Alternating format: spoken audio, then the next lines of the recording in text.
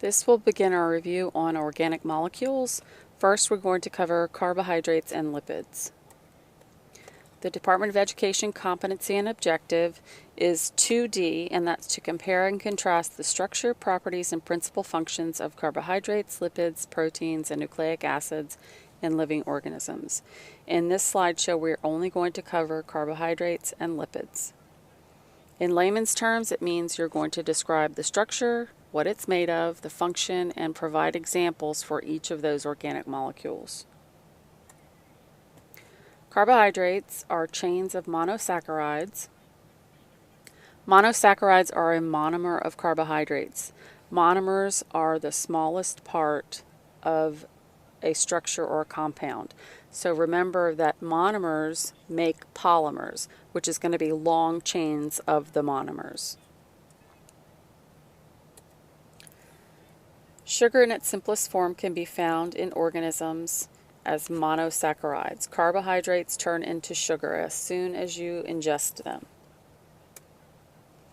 Carbohydrates are the primary source of energy for all living organisms, and carbohydrates are used as short-term energy. So to review, the function of carbohydrates is the primary source of short-term energy. They can also provide structural components of cells. In this case, what you need to remember is that they're the primary source of short-term energy because they are sugar. The monomer, the smallest part, is the monosaccharide, and some examples of carbohydrates are starch and cellulose. Starch can be found in things like breads, anything made of wheat, pasta. Cellulose is usually found in plant cells, and that's what makes things crunchy, like celery or apples.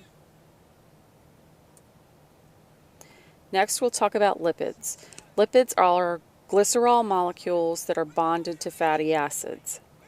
They can form waterproof coverings of cell membranes so that they only allow certain particles through the cell membrane. Lipids are good and bad at the same time. So some of the pros of lipids are that they form waterproof coverings, they store energy long term, and they can cushion and insulate animals, especially in colder climates. So think of whales that have a thick coat of blubber because they're swimming in cold water, or seals. The cons of lipids are that food is fuel, so if you ingest more calories than you consume, especially those fatty foods, then that sugar that's created will be stored as fat. To review lipids, their function is to store energy long term and compose coverings, waterproof coverings. The monomers are fatty acids and glycerol, and examples are fats, oils, and waxes.